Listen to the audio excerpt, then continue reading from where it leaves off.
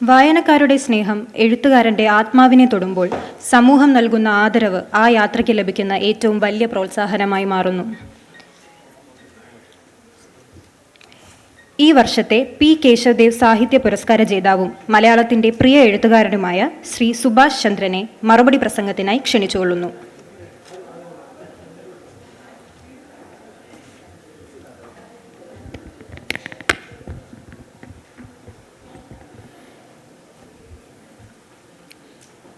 ഇവിടെയും അവിടെയും ഇരിക്കുന്ന എല്ലാ മനുഷ്യർക്കും നമസ്കാരം. കുട്ടിക്കാലം മുതൽ ആരാധനയോടെ കേട്ടുവന്ന ഒരു പേര്, പിൽക്കാലത്തൊരു സാഹിത്യ വിദ്യാർത്ഥിയും പിന്നീട് ഒരു എഴുത്തുകാരനുമായപ്പോൾ വായിച്ച് അമ്പരന്ന ഒരു പേര്, മലയാളത്തിൻ്റെ ഇതുവരെയുമുള്ള ഗദ്യാഖ്യാനങ്ങളുടെ ചരിത്രത്തിൽ എക്കാലവും ജ്വലിച്ചു നിൽക്കുന്ന ഒരു വലിയ പേര്, ആ പേരിലുള്ള പുരസ്കാരം എനിക്ക് നൽകി അനുഗ്രഹിച്ച കാലത്തിന് ആദ്യം നന്ദി പറയുന്നു. കേശവദേവിൻ്റെ പത്നിയെ ആദ്യമായിട്ടാണ് നേരിൽ കണ്ടത്. അവരുടെ കൈകളിൽ നിന്ന് സ്പർശിക്കാൻ സാധിച്ചു. അത് വലിയ ഭാഗ്യമായിട്ട് ഞാൻ ഈ വൈകുന്നേരത്തെ ഭാഗ്യമായിട്ട് എടുത്തു വയ്ക്കുകയാണ്. നമ്മൾ എഴുത്തുകാരെ പറ്റി പറയുമ്പോൾ സാധാരണ അവരുടെ കുടുംബത്തെ ചേർത്ത് ആലോചിക്കാറേയില്ല. ഒരു പൊതുമുതൽ എന്ന നിലയ്ക്ക് എഴുത്തുകാരെ വേദനിപ്പിക്കുന്ന, എഴുത്തുകാരെ വിമർശിക്കുന്ന സമ്പ്രദായങ്ങളെ കാണുമ്പോൾ ഞാൻ കരുതാറുണ്ട്, നമ്മുടെ കുടുംബം ഒരുപക്ഷെ ഇതൊക്കെ ആയിട്ട് എത്രമാത്രം വേദനിക്കുന്നുണ്ടാവും, വിഷമിക്കുന്നുണ്ടാവും എന്നൊക്കെ. ആ നിലയ്ക്ക് വളരെ ചെറിയ പ്രായത്തിൽ വളരെ വലിയൊരു എഴുത്തുകാരൻ്റെ പത്നിയായി തീർന്ന് അദ്ദേഹത്തെ അനുധാവനം ചെയ്ത് ഇന്നും കേശവദേവിൻ്റെ ഓർമ്മകൾ നിലനിൽക്കുന്ന ഈ സന്ധ്യയിലും നമ്മോടൊപ്പം സാന്നിധ്യം വരുന്ന ആ വലിയ സ്ത്രീക്ക് കാൽക്കൽ തൊട്ട് നമസ്കരിക്കാൻ മുഖ്യമന്ത്രി ശ്രീ വി. ഡി. സതീശൻ വളരെ മുമ്പ് എന്നെ എൻ്റെ പുസ്തകം വായിച്ചിട്ട് നമ്പർ തപ്പിപ്പിടിച്ച് വിളിച്ച് പരിചയപ്പെട്ട ഒരാളാണ്.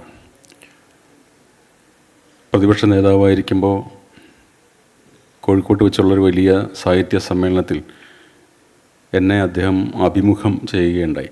സാധാരണ നേതാക്കന്മാർ അതിന് തയ്യാറാവുകയില്ല. ഒരു ചെറിയ എഴുത്തുകാരനെ ഒരു രാഷ്ട്രീയ നേതാവ് അങ്ങോട്ട് അഭിമുഖം ചെയ്യുന്നതിന് തയ്യാറാവുകയില്ല. പക്ഷെ അദ്ദേഹം അതിന് സന്നദ്ധനായി. അന്ന് കേരളത്തിൻ്റെ പ്രതിപക്ഷ നേതാവ് ഒരു വലിയ പുസ്തകം വായനക്കാരനാണ് എന്നതിൽ ഞാൻ അഭിമാനിക്കുന്നുവെന്ന് സദസ്സിനോട് ഞാൻ പറയുകയുണ്ടായി. ഇന്നതിനെ തിരുത്തി പറയുന്നു, കേരളത്തിൻ്റെ മുഖ്യമന്ത്രി ഒരു വലിയ പുസ്തകം വായനക്കാരനാണ് എന്നതിൽ ഞാൻ അഭിമാനിക്കുന്നു. നമുക്ക് വായിക്കുന്ന, സാഹിത്യത്തെ ആദരിക്കുന്ന, വിജ്ഞാനത്തെ അഗാധമായി സ്നേഹിക്കുന്ന ഭരണാധിപന്മാരില്ലാത്തത് ഒരു വലിയ ദോഷമായിട്ട് പലപ്പോഴും തോന്നാറുണ്ട്. പ്ലേറ്റോ തൻ്റെ ആദർശാത്മക റിപ്പബ്ലിക്കിൽ നിന്ന് കവികളെ പുറത്താക്കും എന്ന് എഴുതിയത് നമുക്ക് എല്ലാവർക്കും അറിയാം. അതിൻ്റെ ഒരു കാരണം അദ്ദേഹത്തിൻ്റെ ഗുരുനാഥനെ, മഹാനായ സോക്രട്ടീസിനെ വിഷം കൊടുത്ത് കൊല്ലാനായിട്ട് അന്നത്തെ ഭരണകൂടം തീരുമാനിച്ചപ്പോൾ സംസാരിച്ചു കൊണ്ടിരുന്ന അക്കാലത്തെ പ്രധാനപ്പെട്ട സാഹിത്യകാരന്മാർ അധികാരത്തിൻ്റെ നോട്ടം, എതിർപ്പ് സോക്രട്ടീസ് നേരെയാണ് എന്ന് മനസ്സിലാക്കിയപ്പോൾ കളം മാറ്റി ചവിട്ടുകയും സോക്രട്ടീസിനെതിരെ പറയുകയും ചെയ്തു. സാഹിത്യം എന്ന് പറയുന്നത് പുസ്തകത്തിൽ ഏടുകളിൽ ആദർശം പറയാനുള്ളതല്ല എന്ന് അദ്ദേഹത്തിൻ്റെ ശിഷ്യനായിട്ടുള്ള പ്ലേറ്റോയ്ക്ക് തോന്നിയതുകൊണ്ട് അങ്ങനെ മറുകണ്ഠം ചാടിയ എഴുത്തുകാരോടുള്ള പ്രതിഷേധം കൂടിയായിട്ടാണ് അദ്ദേഹം തൻ്റെ ആദർശാത്മക റിപ്പബ്ലിക്കിൽ എഴുത്തുകാരെ പ്രവേശിപ്പിക്കുകയില്ല എന്ന് പറഞ്ഞത്. അതിനർത്ഥം എഴുത്ത് മോശമാണെന്നല്ല, അധികാരത്തിൻ്റെ മാറ്റത്തിനനുസരിച്ച് ആദർശത്തെ മാറ്റി സ്ഥാപിക്കുന്ന എഴുത്തുകാർ ഒരു രാജ്യത്തിനും ഒരു റിപ്പബ്ലിക്കിനും ഒരു ദേശത്തിനും ഭൂഷണമല്ല എന്നുള്ള വലിയ തിരിച്ചറിവാണ്. അതുകൊണ്ടാണ് അദ്ദേഹത്തിൻ്റെ ശിഷ്യനായിട്ടുള്ള അരിസ്റ്റോട്ടിൽ, പ്ലേറ്റോയുടെ ശിഷ്യനായിട്ടുള്ള അരിസ്റ്റോട്ടിൽ പിന്നീട് പോയറ്റിക്സ് എന്ന് പറയുന്ന ഒരു കാവ്യശാസ്ത്രം എഴുതുകയും ഭൂമിയിലെ അല്ല പ്രപഞ്ചത്തിലെ തന്നെ ഏറ്റവും വലിയ ഛത്രാധിപതി എന്ന് പറയുന്നത് എഴുത്തുകാരനാണ്, കവിയാണ് എന്ന് അസന്ദിഗ്ധമായിട്ട് പ്രഖ്യാപിക്കുകയും ചെയ്തു. അതൊരു വലിയ തിരിച്ചറിവാണ്. നമ്മുടെ നാട്ടിൽ അതിൻ്റെ അനുരണനങ്ങൾ നമ്മളും കാണുന്നുണ്ട്. പലപ്പോഴും അധികാരിയുടെ കീഴിൽ നല്ല പിള്ളയും നല്ല കുട്ടിയുമായി ചമഞ്ഞിരിക്കുന്ന എഴുത്തുകാരെ കാണുമ്പോൾ നമ്മൾ സാധാരണ മനുഷ്യർക്ക് ആത്മാവിൽ നിന്നൊരു ഓക്കാനം ഉണ്ടാകാറുണ്ട് എന്ന് നിങ്ങൾ പലപ്പോഴും തിരിച്ചറിഞ്ഞിട്ടുണ്ടാകും. അധികാരിക്കും മുകളിലാണ് അല്ലെങ്കിൽ സമശീർഷണമെങ്കിലുമാണ് അക്കാലത്തിൻ്റെ പ്രധാനപ്പെട്ട ഒരു എഴുത്തുകാരൻ എന്ന് നമ്മളെ ഓർമ്മിപ്പിക്കുന്ന ഒരു ചെറിയ വാക്ക് മലയാളത്തിലുണ്ട്. ഞാൻ എല്ലായിടത്തും ആവർത്തിച്ച് പറയുന്ന ഒന്നാണ്. കേന്ദ്ര സാഹിത്യ അക്കാദമി അവാർഡ് വാങ്ങിക്കാൻ ഡൽഹിയിൽ പോയപ്പോഴും വിവർത്തനം ചെയ്ത ഇംഗ്ലീഷിൽ ഞാനത് പറയുകയുണ്ടായി. കൽപ്പന എന്നാണ് ആ വാക്ക്. കൽപ്പന എന്ന് പറഞ്ഞാൽ അധികാരിയുടെ ഡിഗ്രി അല്ലെങ്കിൽ ഒരു തീട്ടൂരം അല്ലെങ്കിൽ ഓർഡർ എന്നുള്ള വാക്കിന് മലയാളം ഉപയോഗിക്കുന്ന പദമാണ് കൽപ്പന. എന്നാൽ എഴുത്തുകാരൻ്റെ കവിയുടെ സർഗവൈഭവത്തിൻ്റെ പേരായും നമ്മൾ അതേ വാക്ക് തന്നെ ഉപയോഗിക്കുന്നു. കൽപ്പന എന്ന വാക്ക് കവികൽപ്പന, കാവ്യകൽപ്പന, കാൽപ്പനികം എന്നൊക്കെ ഉപയോഗിക്കുമ്പോൾ ഒറ്റ വാക്ക് ഒരു അധികാരിയുടെ ഏറ്റവും ഉഗ്രമായ ശാസനത്തിനും ഒരു സർഗാത്മക രചയിതാവിൻ്റെ ഏറ്റവും ധന്യമായ സങ്കല്പത്തിനും ഒരേ വാക്ക് ഉപയോഗിക്കുന്ന ഒരു ചെറിയ ഭാഷയിൽ നിന്നാണ് ഞാൻ വരുന്നത്. അതുകൊണ്ട് ഏത് അധികാരിയോടും ഒപ്പം തോളൊപ്പം നിൽക്കാൻ, അധികാരിയെ തിരുത്തുവാൻ, അധികാരിയെ വേണ്ടിടത്ത് വിമർശിക്കുവാൻ, ഇത് ശരിയല്ല എന്ന് പറഞ്ഞു കൊടുക്കുവാൻ കൂടി ബാധ്യതയുള്ള ഒരാളാണ് ഏത് എഴുത്തുകാരനും എന്ന് അസന്ദിഗ്ധമായിട്ട് ആത്മാവിൽ വിശ്വസിക്കുന്ന ഒരാളാണ് ഞാൻ. അതുകൊണ്ട് ശ്രീ വി ഡി സതീശൻ പ്രതിപക്ഷ നേതാവായിരുന്നപ്പോഴും മുഖ്യമന്ത്രിയായിരുന്നപ്പോൾ ഒരേ മമതയോടെയാണ് ഞാൻ അദ്ദേഹത്തെ കാണുന്നത്. നാളെ 5 വർഷമാണ് ഒരു മുഖ്യമന്ത്രിയുടെ സ്ഥാനം എന്ന് നമുക്കെല്ലാവർക്കും അറിയാം. പക്ഷേ ഒരു എഴുത്തുകാരൻ്റെ സ്ഥാനം 5 വർഷമല്ല. അതുകൊണ്ടാണ് 2000-ലേറെ വർഷങ്ങൾക്ക് മുമ്പുള്ള വ്യാസൻ എന്ന് കേൾക്കുമ്പോൾ നമ്മൾ എഴുന്നേറ്റ് നിൽക്കുന്നത്, വാത്മീകി എന്ന് കേൾക്കുമ്പോൾ നമ്മൾ നമസ്കരിക്കുന്നത്. അതിനുശേഷം എത്രയോ ഭരണാധിപന്മാർ മണ്ണടിഞ്ഞു പോയിട്ടും മണ്ണടിയാതെ തുടരുന്ന ആ വലിയ സർഗ ചേതനയെയാണ് നമ്മൾ കൂടുതൽ നമസ്കരിക്കുന്നത് എന്ന് തിരിച്ചറിവുള്ള ഒരു മുഖ്യമന്ത്രിയെ നമുക്ക് കിട്ടിയിരിക്കുന്നു എന്നുള്ളതാണ് എൻ്റെ ഏറ്റവും വലിയ സന്തോഷം. അതുകൊണ്ട് അദ്ദേഹത്തിൻ്റെ കയ്യിൽ നിന്ന് ഏറ്റുവാങ്ങുമ്പോൾ യാതൊരു സങ്കോചവുമില്ലാതെ ആണ് ഞാനത് സ്വീകരിച്ചത്. വൈക്കം മുഹമ്മദ് ബഷീറിന് ഡീലിറ്റ് കൊടുക്കുന്ന ഒരു ചിത്രം ബഷീറിൻ്റെ സമ്പൂർണ്ണ കൃതികളുടെ ആമുഖത്തിലുണ്ട്. ബഷീർ അന്നത്തെ ഗവർണറായിരുന്ന രാമചന്ദ്രൻ്റെ കയ്യിൽ നിന്ന് ഡീലിറ്റ് കാലിക്കറ്റ് സർവകലാശാലയ്ക്ക് വേണ്ടി ഏറ്റുവാങ്ങുന്ന ചിത്രമാണത്. ആ ചിത്രത്തിൻ്റെ പ്രത്യേകത ഓണക്കുറി സാറിന് അത് ഓർമ്മയുണ്ടായിരിക്കും. പുരസ്കാരം ഏറ്റുവാങ്ങിക്കൊണ്ട് എഴുത്തുകാരനായ ബഷീർ ഗവർണറായ രാമചന്ദ്രൻ്റെ തലയിൽ കൈവച്ച് അനുഗ്രഹിക്കുന്ന ചിത്രമാണത്. നന്നായി വരട്ടെ എന്ന് പറഞ്ഞിട്ട് ഒരു ഗവർണറെ ഒരു എഴുത്തുകാരൻ അനുഗ്രഹിക്കുന്നത് നമ്മുടെ എല്ലാ എഴുത്തുകാരുടെയും പൂമുഖ ചുമരുകളിൽ ചില്ലിട്ട് വയ്ക്കേണ്ടുന്നൊരു ചിത്രമാണത്. കാരണം അനുഗ്രഹം ചൊരിയുവാൻ അല്ലെങ്കിൽ അധികാരികളെ നിയന്ത്രിക്കുവാൻ, ഗുണദോഷ നിർവചനം നടത്തി അവരെ നേർവഴിക്ക് നടത്തുവാനാണ് ഒരു എഴുത്തുകാരൻ്റെ പരമപ്രധാനമായിട്ടുള്ള ധർമ്മം എന്ന അബോധം ബഷീർ അങ്ങനെ വലിയ സൈദ്ധാന്തിക വായനയുള്ള ആളായിരുന്നില്ല. പക്ഷേ അദ്ദേഹത്തിൻ്റെ ആത്മാവിൽ ഉദിച്ച ആ വെളിച്ചത്തിൽ അദ്ദേഹത്തിന് അത് മനസ്സിലായത് കൊണ്ടാണ് അങ്ങനെയൊരു ചേഷ്ട, അങ്ങനെയൊരു ആംഗ്യം, അങ്ങനെയൊരു ജസ്റ്റർ അദ്ദേഹത്തിൽ നിന്നുണ്ടായത് എന്ന് വിശ്വസിക്കുന്ന ഒരാളാണ് ഞാൻ.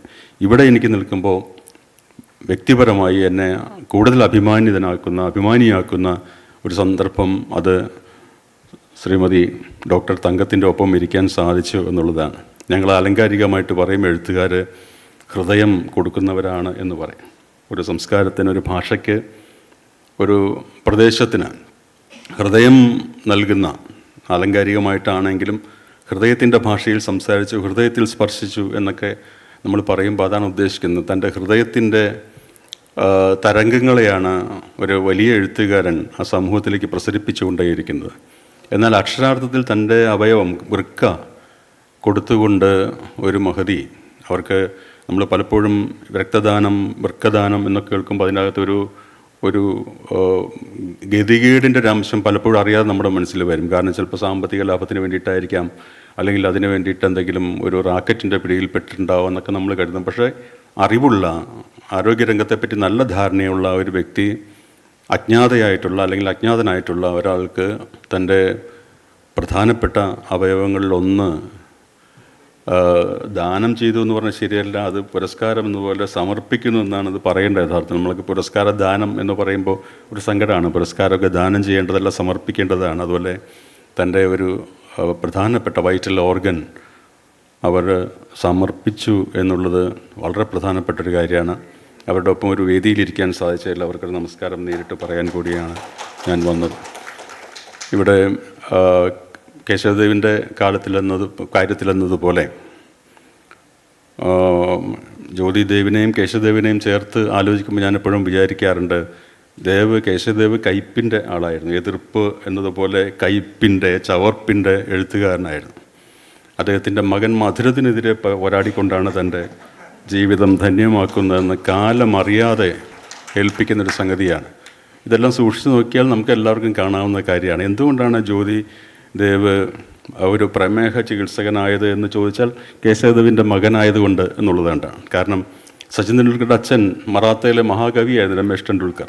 അദ്ദേഹത്തിന് തൻ്റെ മകനെ ഒരു സംഗീതജ്ഞനാക്കണമെന്ന ആഗ്രഹത്തോടെയാണ് സച്ചിൻ ദേവ് ബർമൻ്റെ പേരിട്ട് വളർത്തിയത്. സച്ചിൻ ദേവ് SD ബർമൻ്റെ പേരിട്ട് വളർത്തിയത് തനിക്ക് പറ്റാത്ത സംഗീതത്തിൻ്റെ ഒരു മേഖലയിൽ തൻ്റെ മകൻ വിരാജിക്കണമെന്ന ആഗ്രഹത്തോടെ. പക്ഷേ അദ്ദേഹം കവിതയും സംഗീതവും തൻ്റെ ബാറ്റിലൂടെ ആണ് പ്രസരിപ്പിച്ചതെന്ന് നമുക്കറിയാം. അങ്ങനെ കാലം വ്യത്യസ്തമായ മേഖലയിലാണെങ്കിലും ഒരേ വെളിച്ചം പ്രസരിപ്പിക്കുന്നതിൻ്റെ ഒരു തുടർക്കണ്ണിയായിട്ടാണ് ജ്യോതിദേവിനെ ഞാൻ കാണുന്നത്. മധുരത്തോടുള്ള അദ്ദേഹത്തിൻ്റെ യുദ്ധം, പ്രമേഹത്തോടുള്ള അദ്ദേഹത്തിൻ്റെ ആജീവനാന്തം എന്ന് പറയാവുന്ന തരത്തിൽ അതിൽ നിന്ന് ആബദ്ധനായിട്ടുള്ള ഒരു ഡോക്ടർ.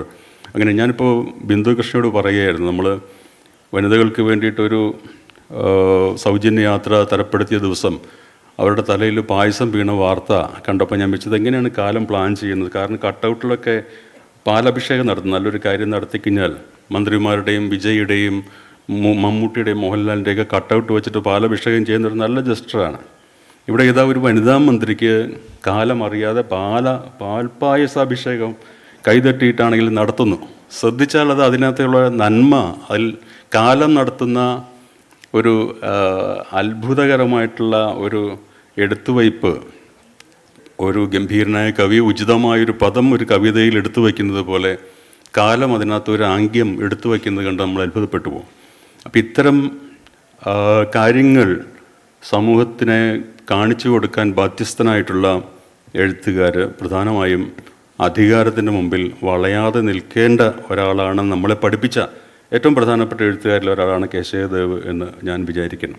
അദ്ദേഹത്തിൻ്റെ എതിർപ്പ് എന്ന് പറഞ്ഞാൽ എല്ലാത്തിനെയും എതിർക്കുന്ന ഒരു പ്രതിപക്ഷ സ്വഭാവം മാത്രമുള്ള ഒന്നല്ല, എതിർക്കേണ്ടുന്ന എല്ലാത്തിനെയും എതിർക്കണം എന്ന് നിശ്ചയദാർഢ്യമുള്ള ഒരു വലിയ എഴുത്തുകാരൻ.